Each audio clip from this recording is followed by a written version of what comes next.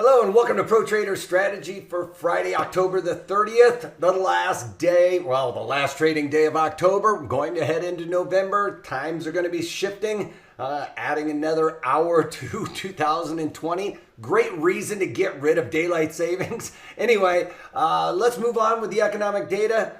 Before that, let me introduce myself. I'm Eric Wilkinson, and you very well may recognize me from mainstream media where I've talked about the economic data, the geopolitical environment, how that comes in to impact the markets with some of my market analysis. And I do the same thing for you folks out there on a daily basis. But what I do is go a little bit further in these daily market commentaries and talk about the option strategies I'm implementing into my portfolio to increase that overall yield that we can get. Best way to do that is with options, even if you have a portfolio of stocks. So you should be implementing options in and around that. For one, you get a lot more diversification using options. I talk about that in my webinar, so please check those out. So let's talk about the overall economic data, see how that's impacting the markets with some market analysis. And across the pond, we got some flash estimates. I thought we had flash estimates. I'm sorry, just GDP. Sorry.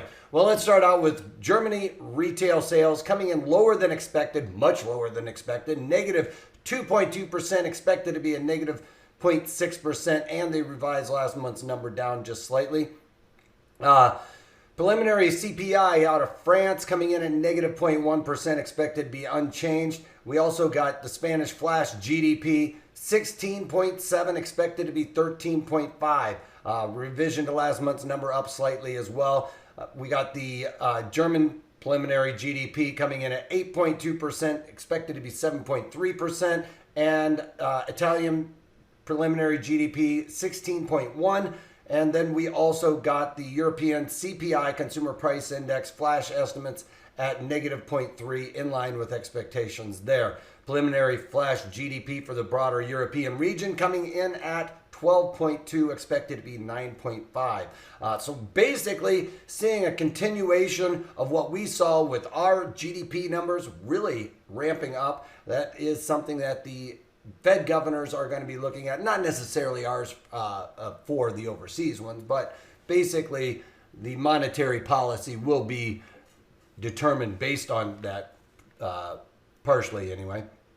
All right, here in the United States, we got PCE, which is the personal consumption expenditures, the core PCE coming in at 0.2%. That's in line with expectations. Now remember, that's going to strip out, the core is going to strip out food and energy. It's basically because it can be more volatile.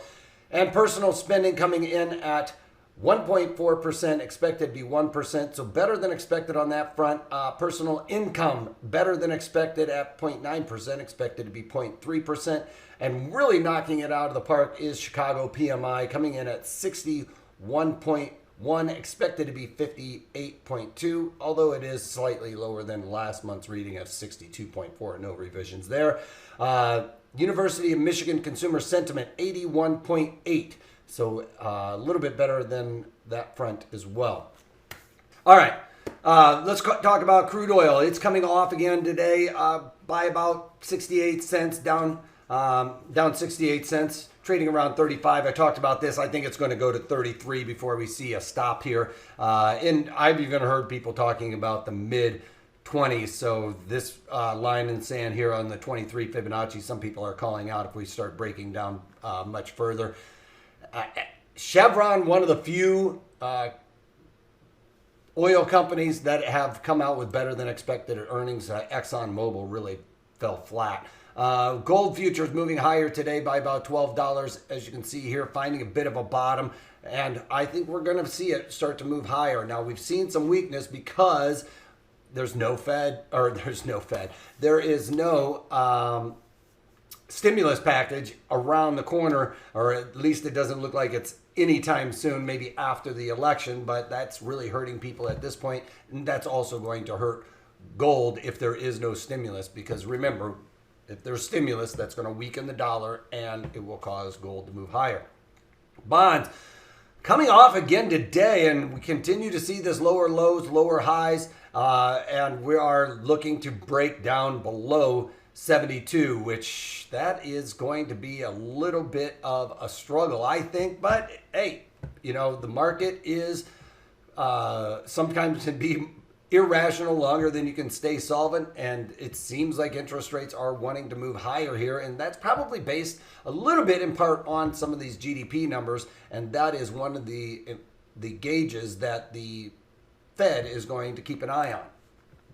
All right, VIX moving higher again today by about 52 ticks, although well off the highs, up into the 40s earlier this morning. And the markets are continuing to see some weakness, as we can see with the Dow Jones Industrial Average down 287 points, but it was down quite a bit further, as you can see here with this candle breaking below that 200-day simple moving average earlier today. So we were literally about down 550 points on the day when we saw that low happen, breaking below that 200-day moving average. Now, yesterday we were talking that the markets were looking like we were setting up for building a bottom here, but today there is no confirmation. It's looking like the markets are really going to start testing some key levels here soon, as you can see with the Dow Jones the NASDAQ off 300 points. Yesterday, making it look like there was going to be a bit of a bottom with that candle there, but today, no confirmation and basically wiping out that pattern. Looks like we're going to go down and at least test this area at 10,600, so breaking below 11,000, which we did earlier today.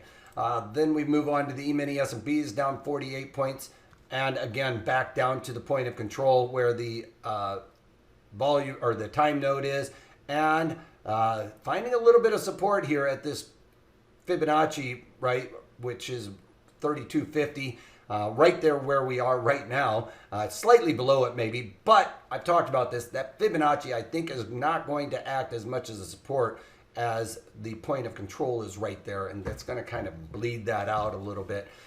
Again though, very weak and could come down and test this volume node, which lines up nicely with the 200-day simple moving average next week. It's just very bearish right now, and if that were to happen, we would be seeing that lower highs, lower lows, and that would be a correction type scenario.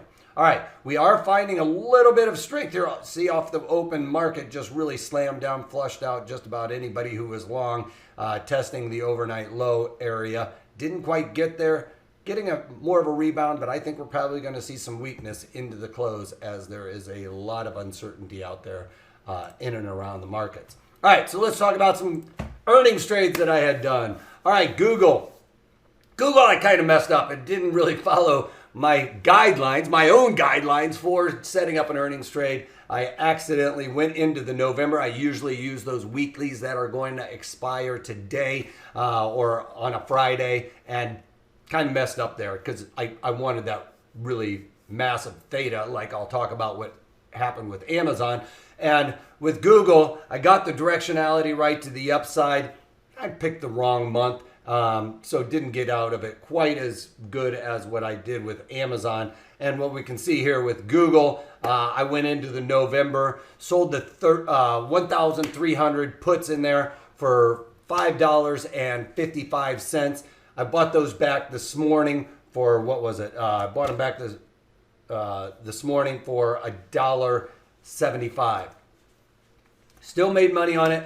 Got the right directionality on it. Volatility coming out. The directionality really helped me out. I got out early this morning at around 6:45 my time. So that would be basically 9:45 on the East Coast. So right after the open, like I talk about, following those rules, get out early. Market is coming off throughout the day here. Still up 70 points, but was up well over 100 plus earlier this morning, and wanting to test that 1700 area. So about almost 100 plus points there.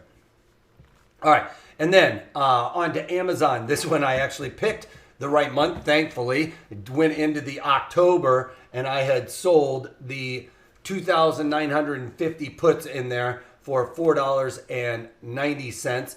This market has continued to come off throughout the day. They came out and, had a lot of good stuff to talk about. They're cloud network doing very well. Google also talked about their cloud doing very well, but Amazon getting into the cloud and doing very well there. One of the things was their operating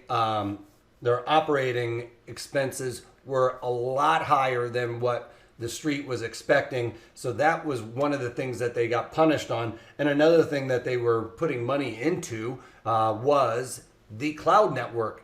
21 billion, I think it was, $21 billion being put into their cloud infrastructure. So everybody moving to this type of scenario. IBM, remember, we've been talking about that for months now, and the street beating them up with their cloud network, which is high margins, and that is a good thing. So they're putting their money out there to create those high margins, and some of these companies are really getting beat up for it on the street, which is a little bit bizarre to me. But Amazon coming off that theta component in Amazon, where I sold it at $4.90, that theta component was like $4.10, I think, overnight.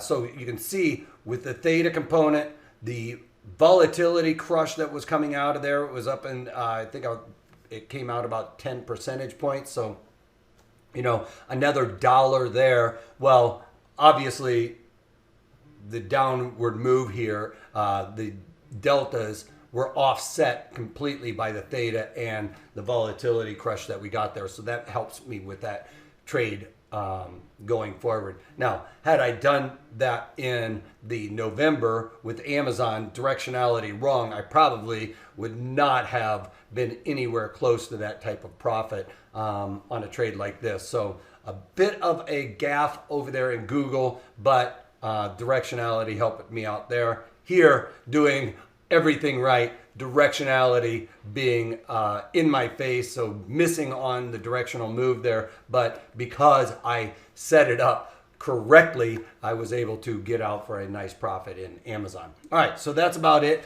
One last thing, please take a moment to go over the disclaimer, as we are an educational company and you need to know your risk, because there is risk in trading. But what we try to do here at Pro Trader Strategies is at least turn the tables on the probabilities in our favors, kind of like what we did at Amazon.